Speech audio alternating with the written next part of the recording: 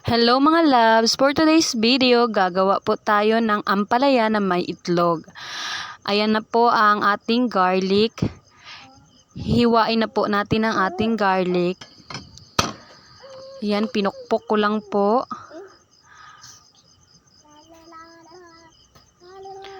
Ayan na po. Pina-fast forward ko lang. At itabi muna natin yon at gayatin na naman natin itong ampalaya. Isa lang po ang ampalaya na gamit ko dyan.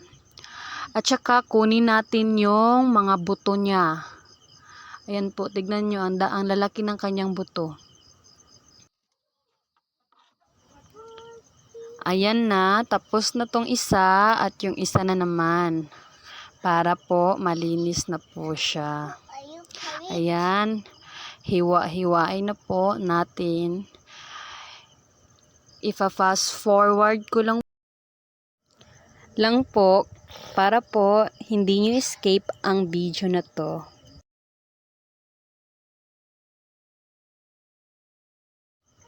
Para po hindi nyo escape ang video.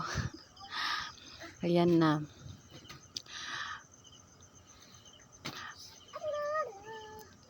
Ayan na mga loves. Pina-pass forward ko lang po. Pagkatapos nyan, ayan na po ang ating ampalaya at ang itlog. Ayun. Lagyan po natin yan ng asin at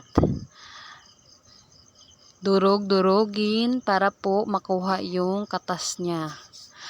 Tsaka lagyan na naman natin ulit. Depende po kung gaano kadami yung asin na ilalagay nyo. Tapos po, lagyan po natin yan ng tubig. Ayan. Ayan.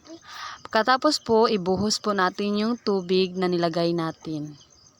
Parang huhugasan lang po natin siya ng asin, tapos hugasan din natin ng tubig. Ganyan lang po ang proseso ng aking pagluluto ng ampalaya. Ayan po. Binuksan na po natin yung apoy. Ayan. At lagyan na po natin ng oil. Yung oil pala na gamit ko ay galing sa ref. Kaya, ganyan yung mukha niya. Pinatunaw ko lang po yung oil. Tapos nilagay ko lang po ang garlic. Pagkatapos ko po nilagay ang garlic, halo-haloin lang po. At hanggang makuha na po natin ang brown. At saka ilagay na po natin ang ampalaya. At pagkatapos po nating malagay ang ampalaya, hinaan lang po natin ang apoy. Pagkatapos, halo-haloin lang din natin ulit ang ampalaya. Hindi po natin yan alisan ng paghahalo, baka po kasi ang nasa ilalim lang ang naluto, tapos ang sa itaas wala. Kumbaga, masunog yung nasa ilalim.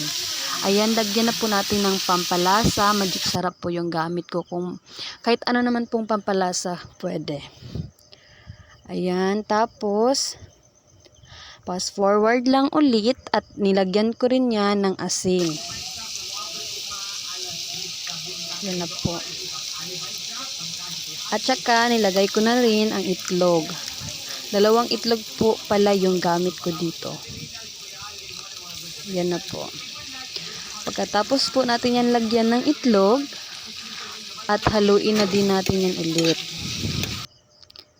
Ayusin po natin ng paghalo at hindi po talaga natin yan alisan ng paghalo, baka po kasi masunog. Madali lang po kasing maluto ang ampalaya.